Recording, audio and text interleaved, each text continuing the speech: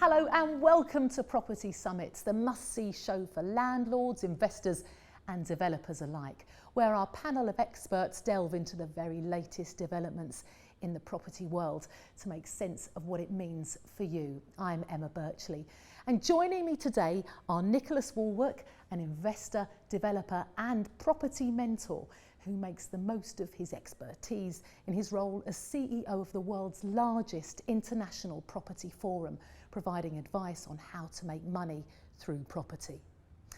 Tony Gimple is a man with a direct and no-nonsense approach when delivering advice to buy-to-let landlords, investors and developers, whether that's on tax, accountancy, finance or succession planning. Also with me is John Howard. He knows a thing or two about the property business, having bought and sold nearly 4,000 houses, apartments and developments over 4 decades. Joining me too is Paul Mahoney, best-selling author and serial entrepreneur. He's the founder of Nova Financial Group, providing property investment advice with a particular focus on the buy-to-let sector. And last but not least is Richard Bush, who turned a personal interest in crowdfunding and peer-to-peer lending into a professional passion, co-founding Crowdlords, which pools resources to enable more people to benefit from investing in property. Hello to you all. Hi. So today we're going to look at development in a bit of detail, and this is where you're coming in. We like that. Yep, that's our bag for sure.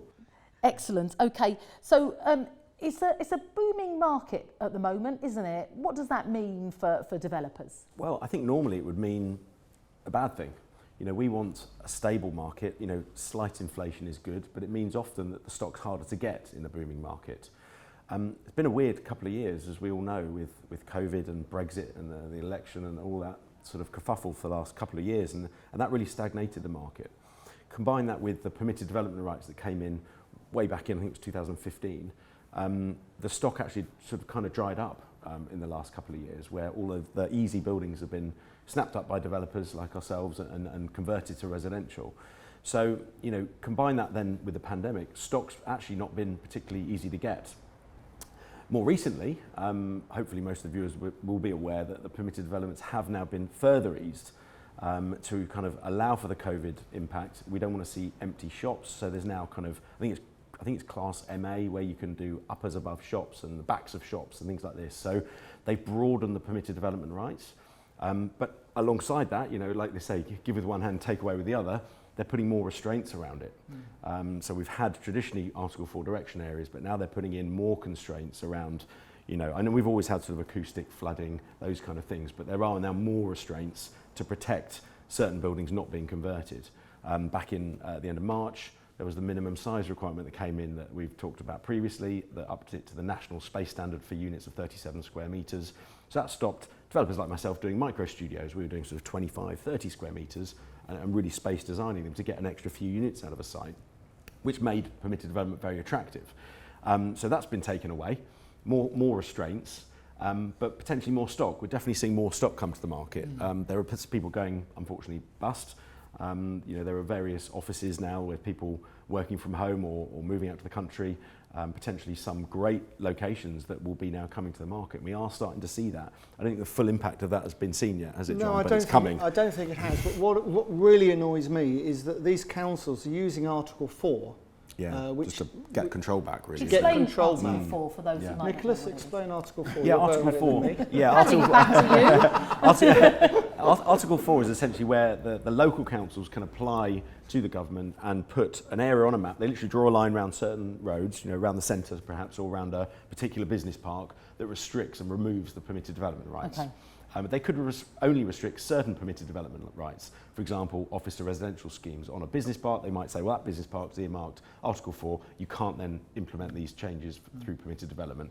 It doesn't stop you doing a full planning application, but I think, you know, you're pretty mad in most cases to go up. The clues in the fact is they've said, we don't want it converted. So, and I think it flies in the face of Robert Jenrick is trying to do the government. It really does, and it's a way of taking back control from central government to the local level by slapping an Article 4. So the first thing anybody should be doing if you look at an office building, you think, oh, that looks good, we might be able to be converted. Yeah. Is check it's not an Article 4 area. Check that first.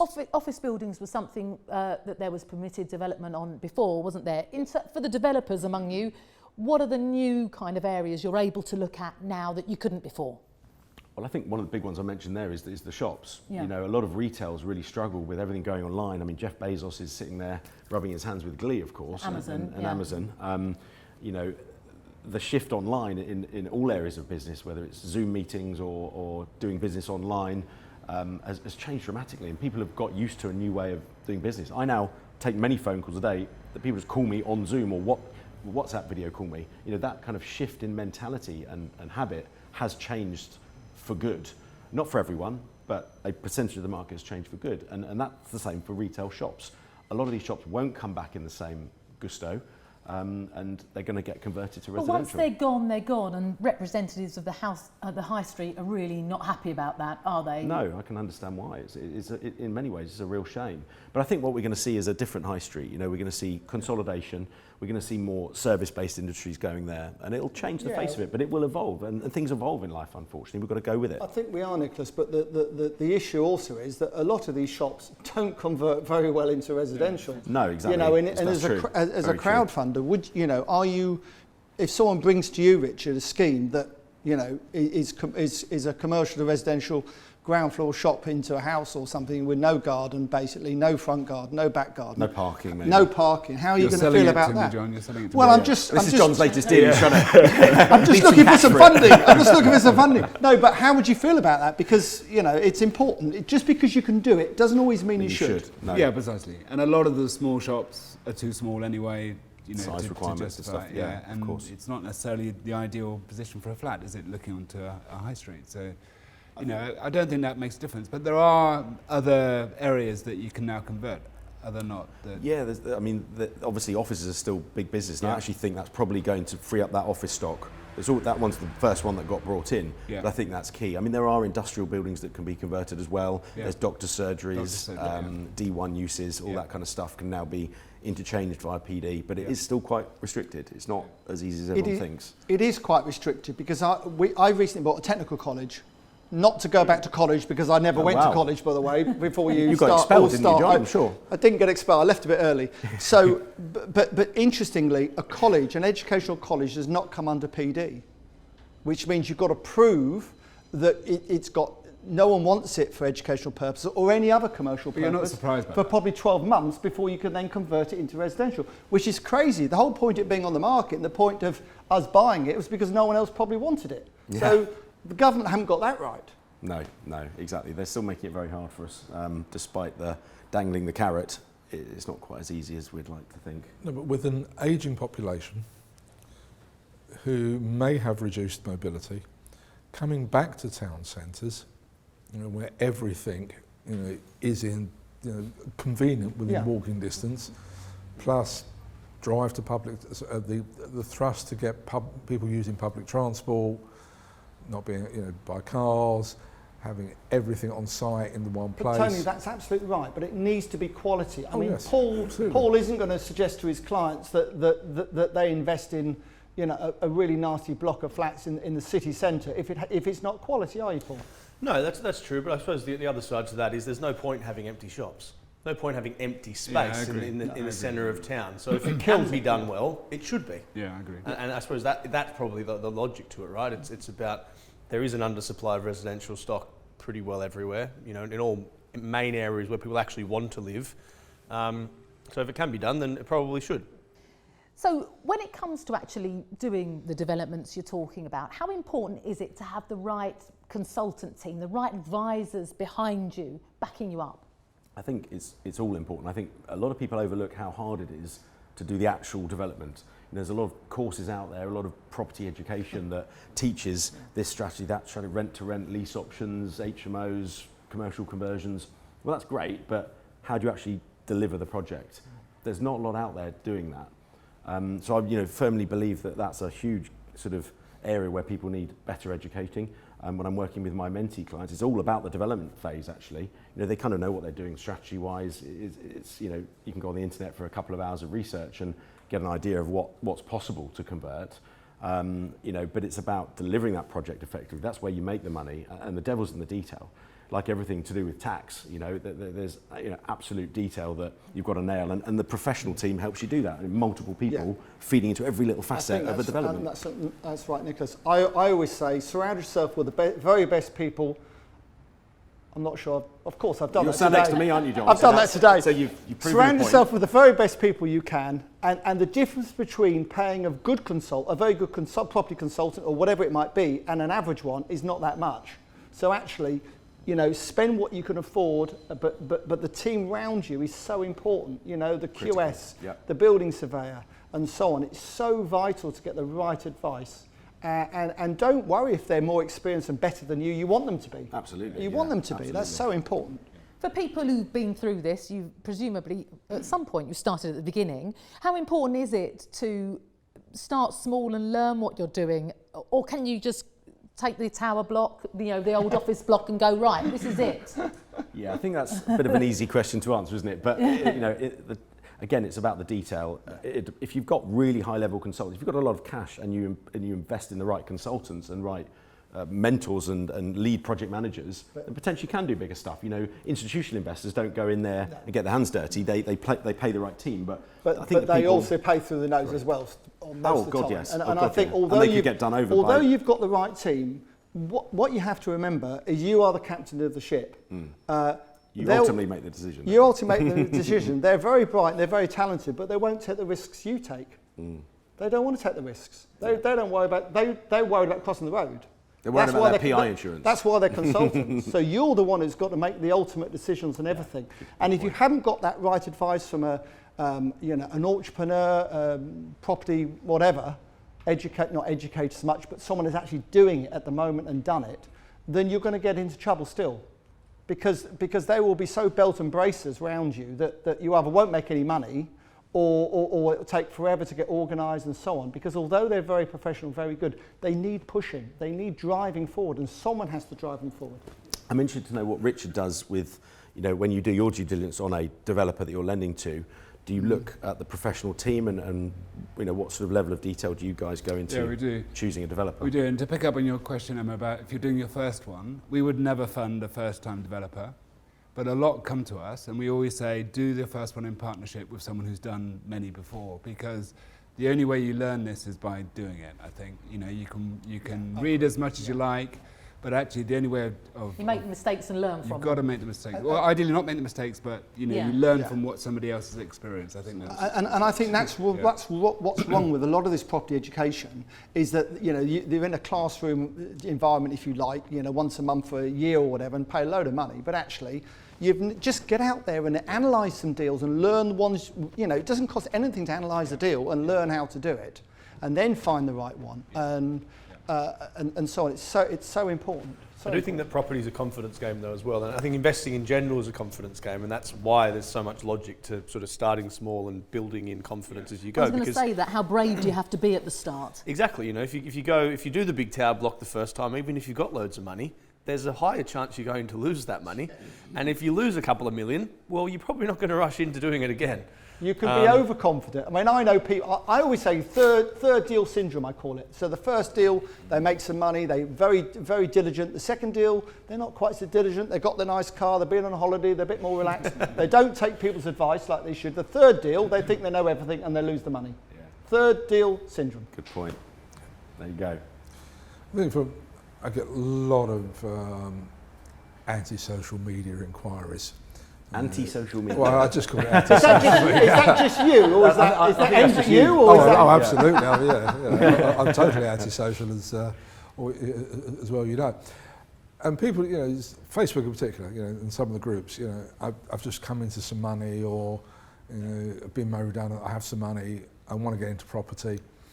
You know, should I go on one of these, you know, courses? I want to be a developer. I want to convert. I want to flip. And I come back, you know, I always answer them the same way. You know, go and get yourself a short evening class or infill course on how to be a project manager. Learn some of the trades. Yeah. Learn how to manage that small team. And that would probably be the best money you could ever spend. And then look at why people go wrong and why they lose money, and how to choose the right site. And when you can say to the brickie, look, I want it this bond, Flemish bond or stretcher bond, or the chippy has actually put in the wrong type of timber, you can talk to them with confidence. You can. That's not always easy. I mean, when I was training racehorses at home part time, I used to ride out every morning with the lads. But you can fall off and make a bit for yourself. Luckily, I rode quite a lot anyway, and I didn't. But that's not the point. So you have to. If you're not, you've got to be careful with that, Tony. I agree with you, but I think you've got to be careful because you come over as knowing too much to a builder and their guys, and you don't. You're going to be found out very quickly. Yeah, they'll know, and that's. But I see your point, and I don't disagree. What do you think, Nicholas? I don't. Yeah, totally I think just circling back round to Emma's question, where can you do it at any level? I think the answer is the sensible way to do it is to build up. Do smaller sites, do a little shop with 2 or 3 flats in it if it's viable. I mean, my issue, by the way, with these new PD rights and some of the shop conversion ones is that I think they're probably, a lot of them, almost too small to do. You do 3 flats, it costs the amount you've got to put into it. Even in London, the build cost is almost in line with the asset value at the end, so it's marginal. So they sound great, these PD rights, but not necessarily worth doing. The other ones on PD, of course, you can go, and we looked at this on a few occasions so far, and not been successful, by the way, you can go 2 stories higher on a detached block of flats if it's built between 1940 something and 2018, is it, or something like that? But the council, the planning authority have got now, they've been given by the government so many get-out clauses, like, if it overlooks somebody else, well, it's bound to overlook someone else, basically, or it doesn't look very nice. They don't like it. They can turn it down. So yeah. it's pointless having that, really. Yeah. Pointless. Yeah, it's very frustrating. Now, a short time ago, you mentioned brickies and chippies, and raw materials are a really important thing at the moment because they they have become very expensive. Yeah, absolutely. I think it's that's mostly an effect of Brexit. It's also people coming back after lockdown and coming in with gusto rebuilding. So you combine that sort of perfect storm, and you've got certain trade materials drying up. I mean, you must have seen it on your sides. I've seen it on ours. Yeah, and my advice is if you can afford to buy the materials up front and store them, buy them up front, because what you don't want is an excuse for the contractor or the builder to stop work. Yeah, and definitely. if you can do it, but make sure if it's on site that your builder has got it insured, and make sure they prove they've got it insured. But that way you've got continuity and the job should fly through. Otherwise, they could easily end up having to stop for a month, 6 weeks. Because one thing knocks onto another, knocks onto another. Yeah. And one of the reasons is because during lockdown, the factories were closed, so there's no stockpiling. So normally they'd have stockpiles. They haven't got any stockpiles. So what's happening is they're being manufactured in wherever it's being manufactured, whatever it is, and it's going straight away. They can't build up any stock, and that's the issue. But they do think within sort of 12 months, inflation. I mean, it's gone up. Timber, for instance, has gone up 100%. Raw timber, and bricks have gone up, and all sorts of things. But they do think it might start coming down in 12 months' time. I mean, the do you hang manufacturers. about then to do your deal? Well, to be fair, some deals we do, and do take a long time to get off the ground. So, if you're purchasing a property, it needs planning permission. Then you need to get organised. It could be 6 or 9 months before you start anyway. Hopefully not, but it could be. It's better to stop and pause and leave the project on a bridging loan for 6 months. Oh, you would say that, wouldn't you? You would. The reason being, John, as soon as you start drawing down on the senior loan, good point. that starts building up the cost of finance. And you're normally right, Richard, to be fair. Thank you. So it is, we've had a project up in Scotland, and the cost inflation was something like 35% overnight. Luckily, they sold the properties off plan on the first day 50% more than what they'd expected. So actually it's more profitable. They passed it on, it was an taken incredible, what they can. luckily, but that's not very common. Typically cost is an issue at the moment. It is, but what you've got to remember is that on most jobs, it's 50% labour costs and 50% material costs, roughly. Yeah. So when it goes, so if the material's gone up 30%, it's only 15% over on the job.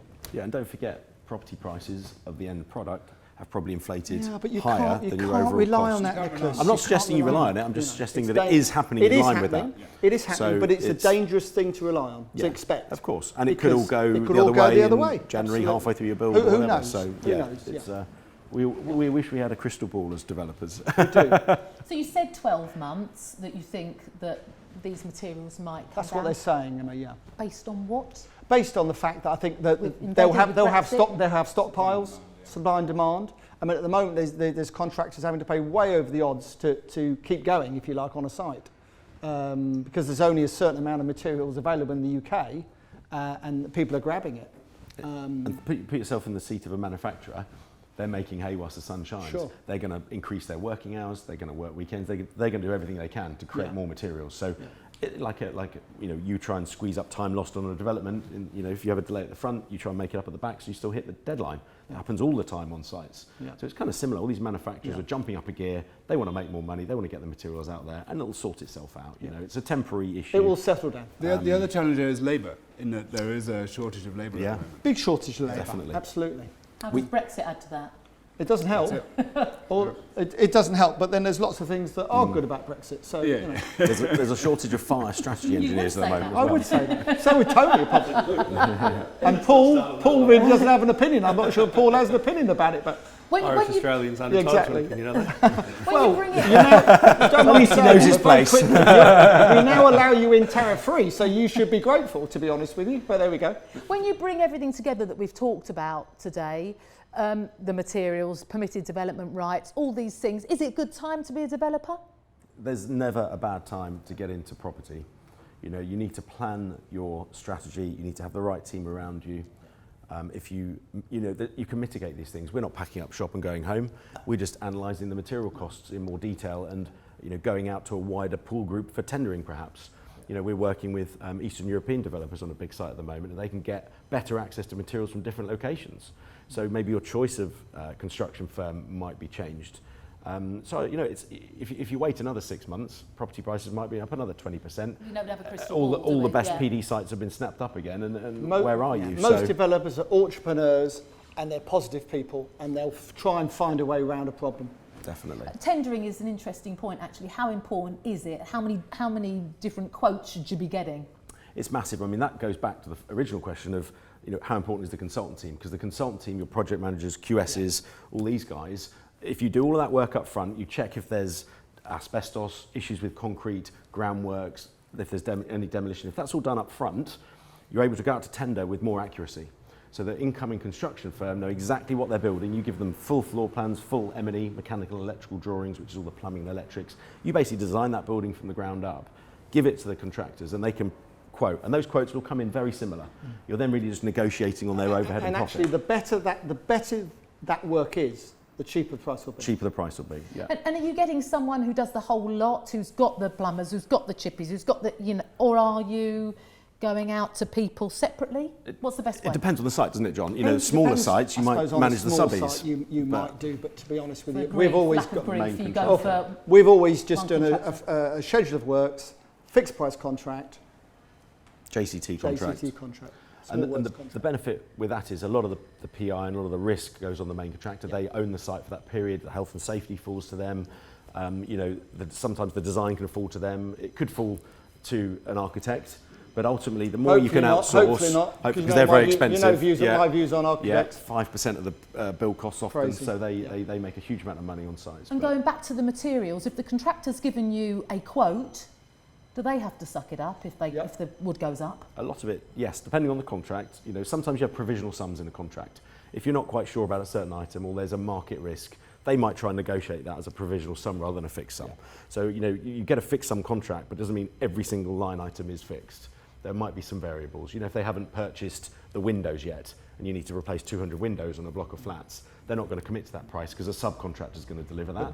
But the other thing, Nicholas, is to make sure you have a contingency sum. Yeah, So good point, on John. a conversion, that would be normally 10%. So this of is the your job. buffer zone. A buffer zone. And on a new build, I don't think it needs to be more than 5%. Do you do 5%? Or We tend to aim for 10%. I thought at you would. least 5%. Yeah, I thought you would. Safe. If they're on the That's a sensible ball, man. listen, if everyone's on the ball, 5% is enough for new build, 10% for conversion. And if it's listed, I always put in 15% in. if it's a listed building, because it's more intricate and so on. And I think sometimes the bigger the site, I know it sounds Yeah. wrong, but sometimes the bigger the site, the lower the contingency, because Yeah, you can do it's so easier. much more consultant work up front.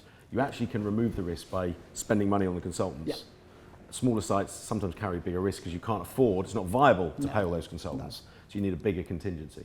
So And also, the bigger the contractor, the better they are on the whole. Yeah, on the exactly, whole, yeah. the better they are. One of the things you have to do when going out for tender is making sure you've done the financial due diligence. Very good point. Yeah. Because the cheapest price can often mean they've cut their margins. really good point. One quick Too trick far. I use on that, I want a contractor that's 4 times the size per annum turnover than the job they're doing for me. Excellent advice. Well, we are out of time, I'm afraid, gentlemen. Thank you ever so much. Pleasure. Hope you've learnt a lot today, and join us next time for more expert advice here on Property Summits.